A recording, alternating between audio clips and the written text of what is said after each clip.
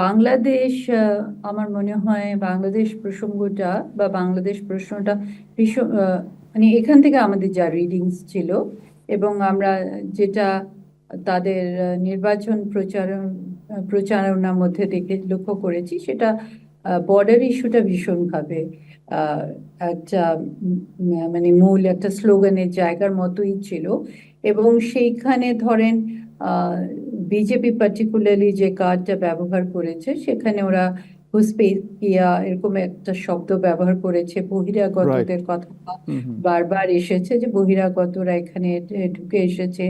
SIR এর ব্যাপারটাও আমরা দেখেছি কি ভীষণভাবে ঠিক নির্বাচনের সময় সেটা হয়েছে। মানে এসআইআর ইন্ডিয়াতে হয়ে থাকে, but the timing was critical, যে সময়টা এটা হয়েছে। এবং এই যে এবং বারবার এই স্লোগান, এই বক্তব্যও আমরা শুনেছি দ্যাট বিজেপি ক্ষমতায় আসলে যারা বহিরাগত আছে তাদেরকে ফেরত পাঠিয়ে দেওয়া হবে। হুম হুম। সো এই বহিরাগত বলতে তো বোঝানো হচ্ছে এখানে বাংলাদেশিদেরকে, আর কিছুটা রোহিঙ্গাদের কথাটাও হুম হুম। এসেছে সেই জায়গাটাতে আমরা দেখেছি। তো আহ, বাংলাদেশ, মানে ইউজুয়ালি বলা হতো যে বাংলাদেশ পলিটিক্সে ইন্ডিয়ান কার্ডটা ব্যবহার হয়। হুম হুম। আমরা এখানে দেখলাম ওয়েস্ট বেঙ্গলে ইলেকশনে ভীষণভাবে, ওয়েস্ট বেঙ্গল বলেন আসাম বলেন, সেখানে বাংলাদেশের কার্ডটা ব্যবহার করা হয়েছে। এখানে কি একটু দের ছোট করে আপনার কাছে জানতে চাইতে পারি যে এই যে 2024-এর বাংলাদেশের রাজনৈতিক যে পট পরিবর্তন, সেটা কি বিজেপির জন্য একটা মানে শাপে বর হয়েছে কিনা? মানে এই যে পট পরিবর্তনের পরে বিপুল সংখ্যক আওয়ামী লীগের নেতাকর্মীরা ভারতে অবস্থান করছে, তারাও তো আসলে ওই অর্থে অনুপ্রবেশকারী, তাই না? তো তাদেরকেও আমি অনেক আমি অনেক ক্ষেত্রে। আমার আমি জানি না তাদেরকে অনুপ্রবেশকারী হিসাবে তারা গণ্য করে কিনা। হুম হুম। কারণ তারা তো ইন্ডিয়ান স্টেটের গেস্টই হয়ে আছেন, এবং ওনারা কলকাতায় বেশ ভালো ভালো জায়গায় আছেন, দিল্লিতে ওনারা ভালো ভালো জায়গায় আছেন। তো যখন আপনি কাউকে অনুপ্রবেশকারী বলছেন বা ইনফিলট্রেটার্স বলছেন, সাধারণত এটা আমরা ধরে নিচ্ছি যে যারা মার্জিনালাইজড, হুম যারা হুম। বর্ডারল্যান্ড পিপল, যারা মার্জিনাল বা নিম্ন আয়ের মানুষ যারা আসা যাওয়ার মধ্যে থাকে, তাদেরকেই আমরা ধরে নিচ্ছি। মানে যারা উচ্চবিত্ত, তাদেরকে আমরা ঠিক এ ধরনের তকমা দিয়ে থাকি না। তো আচ্ছা। আই রিয়েলি ডোন্ট নো যে ইন্ডিয়ান ন্যারেটিভে সেইভাবে তাদেরকে আখ্যায়িত করা হচ্ছে কিনা। বাট যেই জায়গাটায় একটা হতে পারে যে সেই সময় প্রচন্ডভাবে সোশ্যাল মিডিয়া বলেন, ইন্ডিয়ান মিডিয়াতে এই এই খবরগুলো প্রচার হয়েছে যে বাংলাদেশে অনেক মাইনরিটিসদের উপরে নির্যাতন হয়েছে।